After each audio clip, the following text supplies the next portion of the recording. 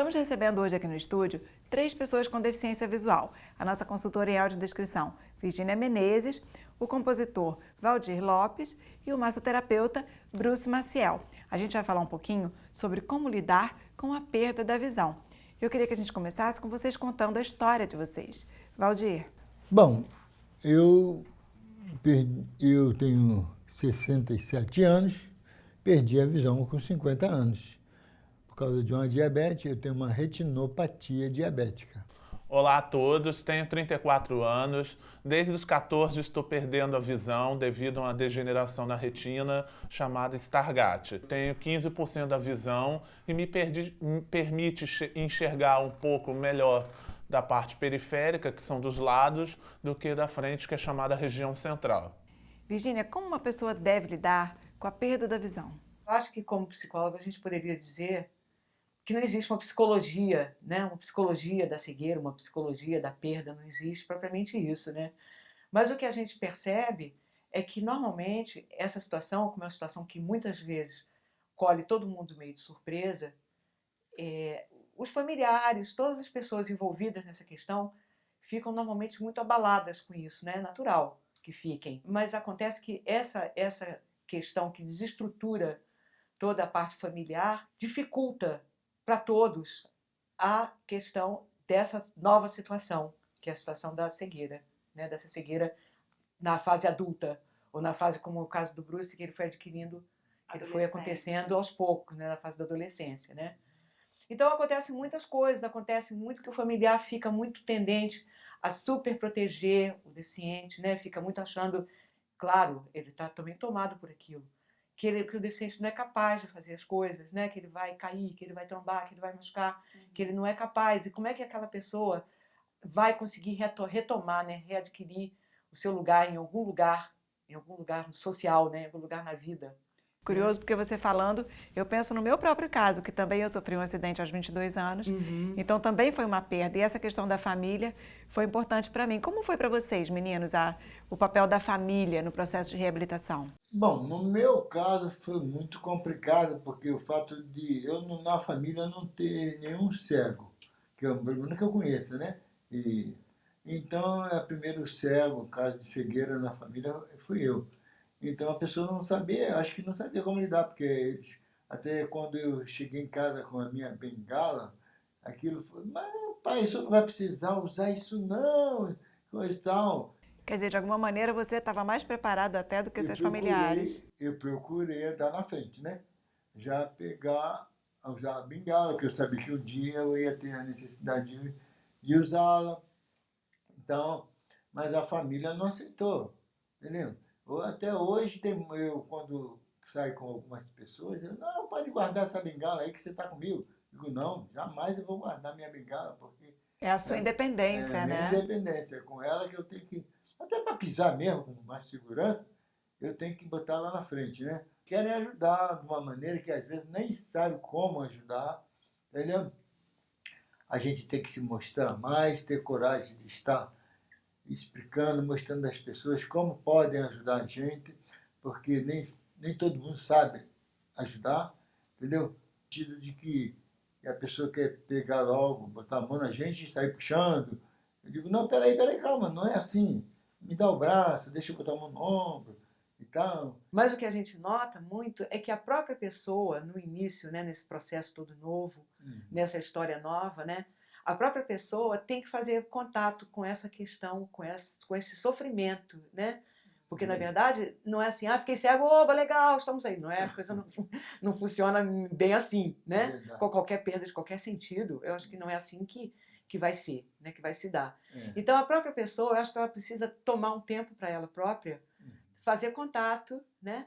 Sofrer todas as questões relativas a esse momento novo, né? Até para que ela própria também possa colocar o familiar no lugar dele, né? O que ele vai fazer também com aquilo, porque é novidade para todos, né? Eu pensei assim comigo mesmo. Bom, eu tenho que encarar isso. Agora é a minha realidade. Né? Eu sou cego, então como eu vou viver com isso? Eu fui morar com pessoas cegas, o marido cego, a esposa cega, já que nasceram cego. Como eles vivem? entende? Fui ver isso de perto. Depois, aí para poder, então, eu, como cego, aprender e poder passar para a minha família até, né? Hoje em dia a gente já está se encontrando, entendeu? Mas então é isso aí, eu acho que a cegueira, o camarada tem que encarar a cegueira, entendeu? E no caso do Bruce, como era adolescente, imagino que tenha tido muita influência dos pais. Como foi para você? Era difícil, porque meus avós tinham pouca instrução e não tinha nenhuma instituição voltada para deficientes visuais na cidade onde eu morava. Era uma cidade pequena, então não tinha estrutura, pouquíssima estrutura. Meus avós queriam que eu ficasse lá na época, quando eu cheguei ao final do 3º ano do antigo 2º grau, queria que eu continuasse morando lá. Se por acaso dependesse deles, eu nem faria faculdade, né? Porque é aquela vida simples, né? A vida deles, né? Com pouca instrução, com a vontade deles mesmo gostarem de ficarem lá morando. E de proteger você, também, né, talvez? Proteger, do que poderia vir Do mundo, mais à né? frente. Mas Isso. você quis enfrentar o mundo. Quis. Quis sim, tanto que eu estou aqui hoje com uma faculdade, uma pós-graduação, com tanta coisa na minha vida. E, bem, ainda tenho que enfrentar muito, né? Todo dia é um enfrentamento, porque a cada dia a gente vive experiências novas, momentos diferentes, aprende coisas novas, debate com outras pessoas, enfrenta dificuldades, obstáculos, mas no final a gente leva lições para a nossa vida, que nos faz amadurecer, crescer e ser felizes. E o que a deficiência trouxe de bom na vida de vocês? Novas sensações, sentir que a gente pode desenvolver mais os nossos outros sentidos, né? O olfato, o paladar, a audição, ter a percepção maior do tato, sentir um pouco mais da natureza, sabe? Perceber mais os passos das pessoas, né? Com a facilidade de você perceber com mais força, com mais detalhe, tudo que está perto de você. Que bonito, Bruce. Eu senti um pouco essa coisa da natureza também, sabia? A coisa de contemplar, eu sempre fui muito agitada, então eu tenho a sensação de que ficar na cadeira me fez levar a vida com mais calma. Parar para contemplar a natureza. Ô, Bruce, nessa questão, esse fato de você ter assim, baixa visão, né? De você estar perdendo a visão.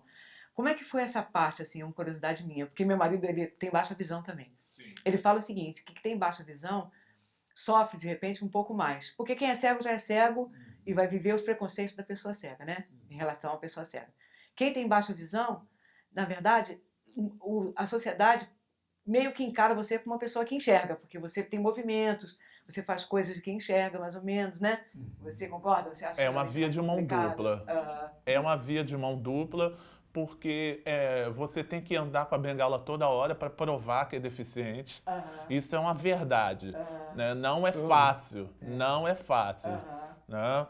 Mas a gente tem que mostrar que é deficiente visual e a bengala é justamente para isso, a nossa defesa, é o nosso respeito, né? É a nossa apresentação, né? O nosso locomover. Né? É claro que eu tenho muitas dificuldades, eu tive dificuldade no colégio, ter que ampliar provas.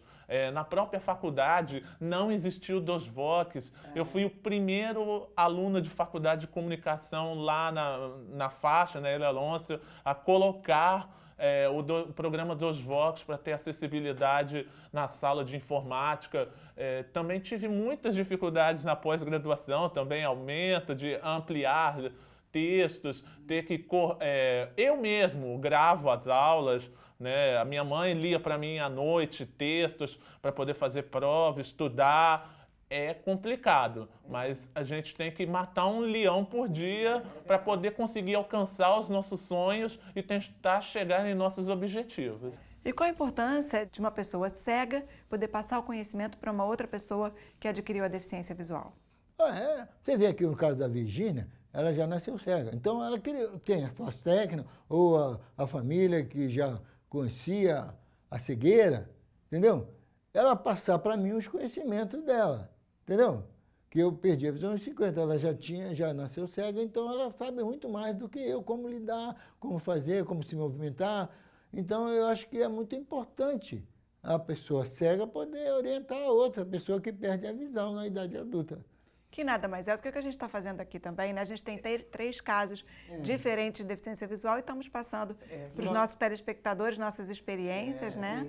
Com o intuito de ajudar e mostrar que é possível, né? Exatamente. Quando a pessoa cega ensina para outra, o que ela está dizendo, né? Que ela está dizendo que ela também pode, que ela também é capaz, né? Que ela tem condições de estar no mundo, né? Com uma atividade, com uma atuação, né? Profissional também, e que ela pode realmente conseguir obter esse lugar, né? Que é super difícil na sociedade os cegos se colocarem profissionalmente, né? Se colocarem nas situações de vida mesmo, né? Como disse o Bruce, matamos um leão por dia. É muito complicado. Ainda tem muito o que conquistar ainda. Qualquer tipo, seja deficiente visual, auditivo, locomotor, qualquer um ainda tem que enfrentar muita barreira. No caso do deficiente visual, no mercado de trabalho, ainda tem que expandir muito. Mesmo com uma formação como a sua, com pós-graduação? Muitas empresas,